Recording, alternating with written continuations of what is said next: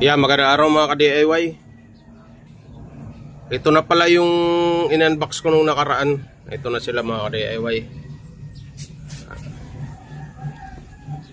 Ito lang yung wala nun. Ito bagong kararating lang kasi nito eh. Ito lang yung di ko na ipakita. Yan ngayon mga ka-DIY, isi-set up ko siya na na walang timer, walang coin slot. Yan, kumbaga pang sariling gamit lang mga ka-DIY. Ayan, susubukan para masubukan ko na rin mga ka-DIY kung working ng maayos itong dalawa. Yan, pati yung power supply. Ayan, para matesting lang. Pero yung ganitong gagawin kong setup, kung pang sariling gamit po, pwede na to. Ayan, umpisahan ko na mga ka-DIY ikabit. Bubuhin ko. Ayan, umpisahan muna natin dito sa tire inflator. Ayan, ito yung magsusupply ng hangin.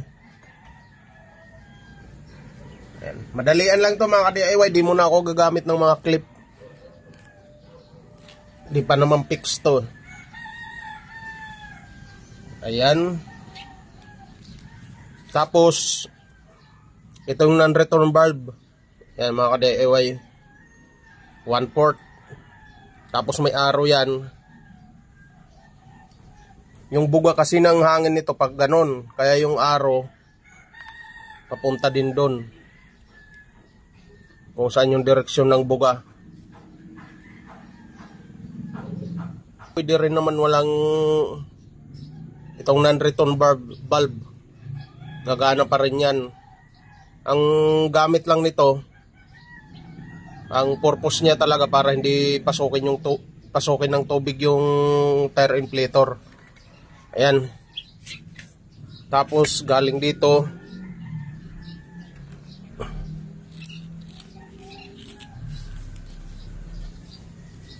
yan, papunta na dito sa Y connector.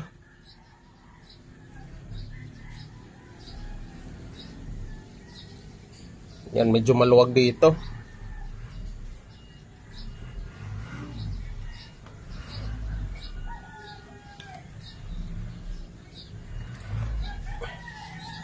Kaya bali ganyan lang yung connection yan mga ka-DIY. Pag ganyan siya.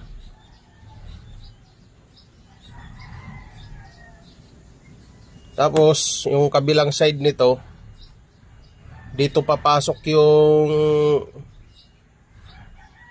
tubig galing dito sa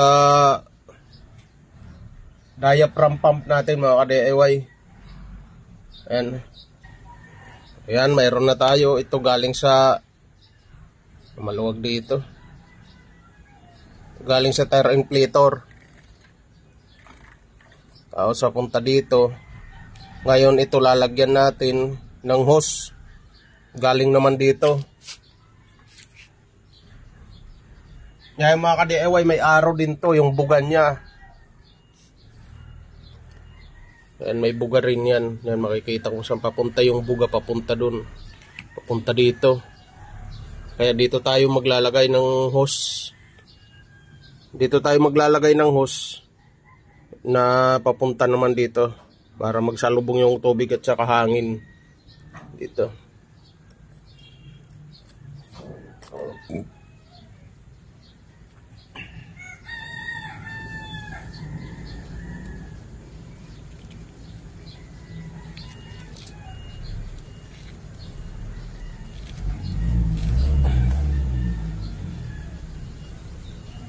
Ayan.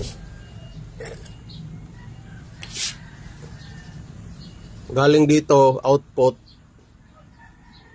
pupunta dito. Yan, magsasama na yung hangin at saka tubig dito.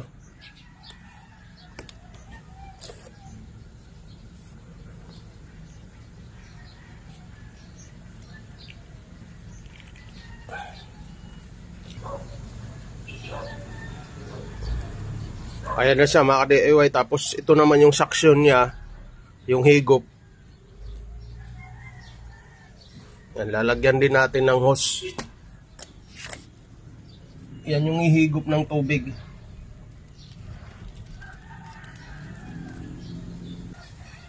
Yan, ito yung pahigop ng tubig. So na ito yung hose, tapos ito yung dulo niya.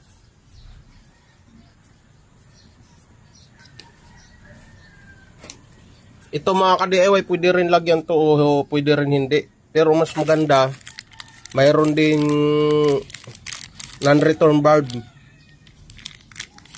Ayan, dito nilalagay sa ano yan, sa suction ng tubig. Lalagyan din ng non-return para yung tubig na hinigop niya hindi babalik.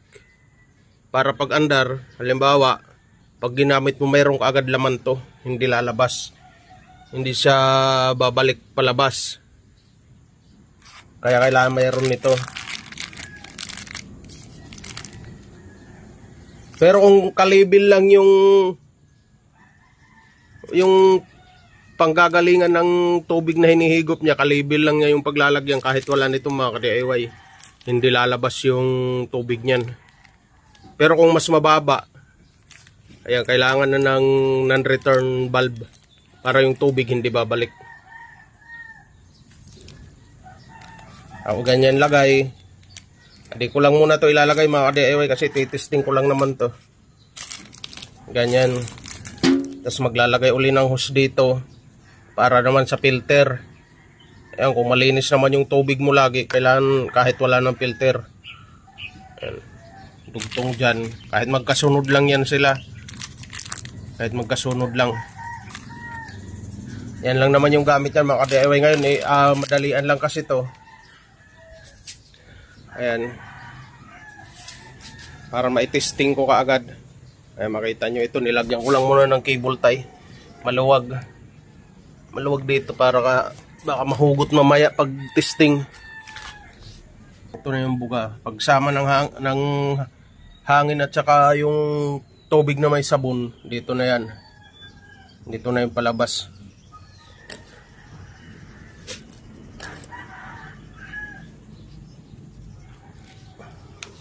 Ayan.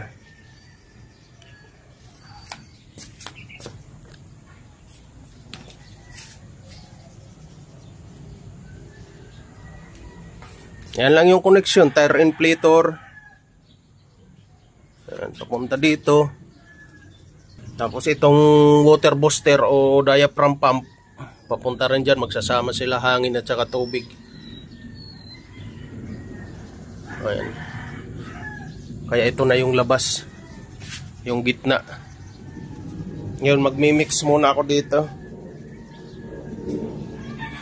Magmi-mix muna ako ng sabon.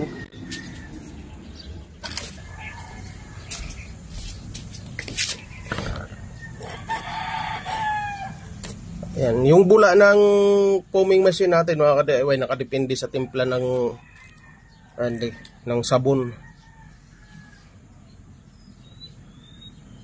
Kung malabnaw, sobra mong tinipid, hindi rin talaga bubula ng maayos. Kaya kailangan kabisado mo rin yung kailangan aralin din yung pagtimpla nito. Yan.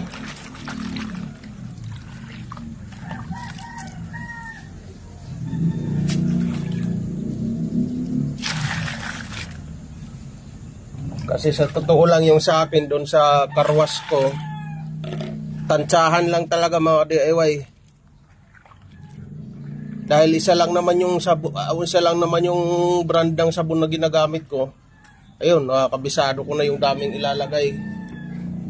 Kaya minsan may nagtatanong sa akin kung gaano karami yung timpla ng sabon. Sabi ko depende sa yan ng sabon.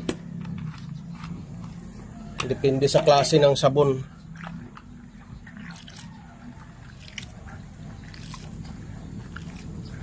Kaya mas maganda isang uri lang ng sabon yung gagamitin.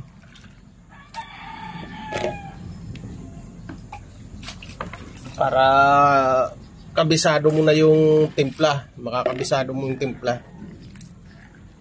Mix muna natin.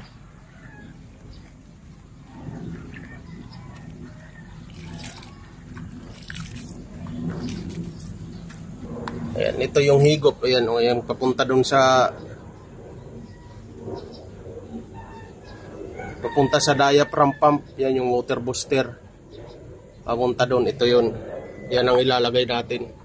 Ito yung pahigop.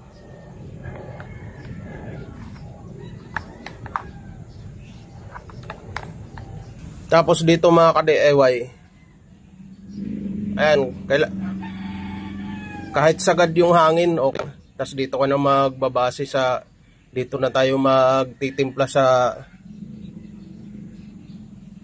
buga ng tubig. Kung dito natin maano yung bula. Saka yung control ng tubig talaga para hindi malakas. Dito natin kukontrolin. Yung hangin kahit sagad. Yung sa akin sagad yung bukas. Yung doon sa karwas ko. Tapos ito sasara ko muna. Ay kahit kunting bukas pala yan. Kahit kunting bukas. Umaya ko na i-adjust. Ngayon ititesting na natin mga ka-DIY. Ayan. Ayan. Ayan, puro hangin siya. Puro hangin pa mga ka-DIY. Ayan o, kita nyo. Ayan, parang tuyong-tuyo siya mga ka-DIY. Kung gusto medyo basa, bubuksan natin dito para medyo lumakas yung higop ng tubig.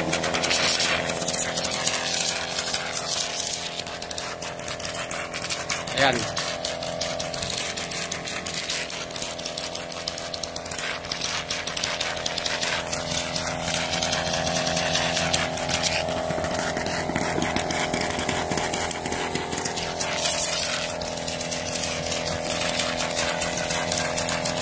Ganun lang mga DIY, ganun lang kasimple. Yung ganyang setup pang bahay, pang sariling gamit, pwede na yan. Yan, makakapag ano na tayo, pwede gamitin sa sasakyan, sa mga motor. Yan, bago hugan. Ito muna, foaming machine.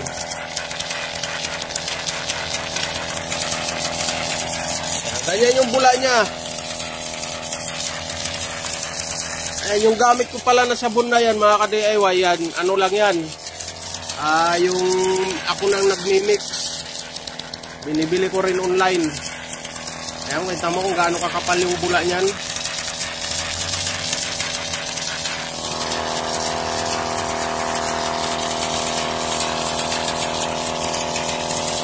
Yan, patayin ko na mga ka-DIY, nakita nyo naman gumagana, di ba?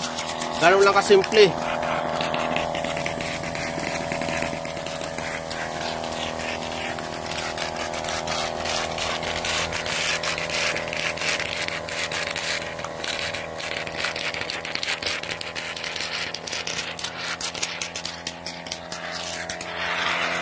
Wala na siya kasi wala nang mahigop.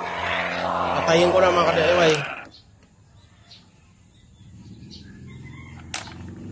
Ayan. Kung medyo isasara mo konti mga ka-DIY, titipid pa yan sa higop. Kaya dito mag-control. Ayan. Ayan yung bula niya.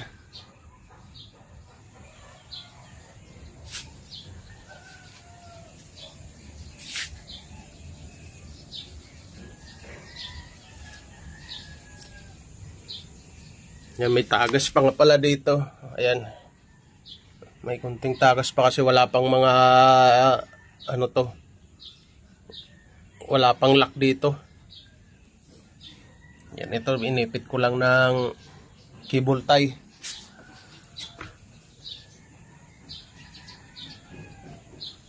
Yan. So ayan na mga ka-DIY, gumana yung simpleng setup lang. Ayan, ito pwede na to pang bahay na ano, pang sariling gamit mga ka-DIY. Ganyang setup. Ayan, may foaming machine na. Yan lang yung main, kaya inano ko 'di ba nung nag-unboxing ako, sinabi ko sila yung main component kasi gagana sila. Mapapagana na natin na sila lang. Ayan. Kumbaga yung timer na idadagdag doon, ano na yun, pang commercial na kung gusto nating i-market o gusto natin ipang business. Yun na yun, idadagdag na yun. Ayan, yung coin slot at saka timer. Pero kung pang sariling gamit, ayan na, ayan, gagana siya. Na ito lang. Pala susunod ipapakita ko mga ka-DIY, yung mga ano na mabilis daw mapanis yung tubig. Oo naman, mabilis mapanis yung tubig, lalo na pag malabnaw yung pagkano niyan, tinipid sa sabon. Sobrang labnaw ng timpla. Napansin ko yan sa akin, yung timpla ko 1 linggo, pwede pa.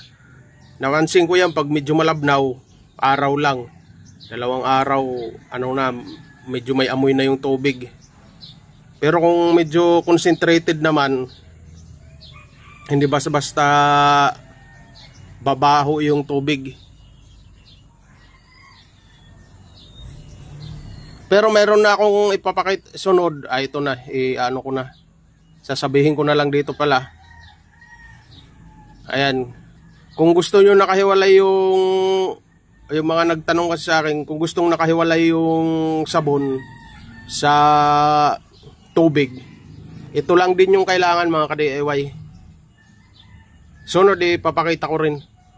Baka pagkatapos nitong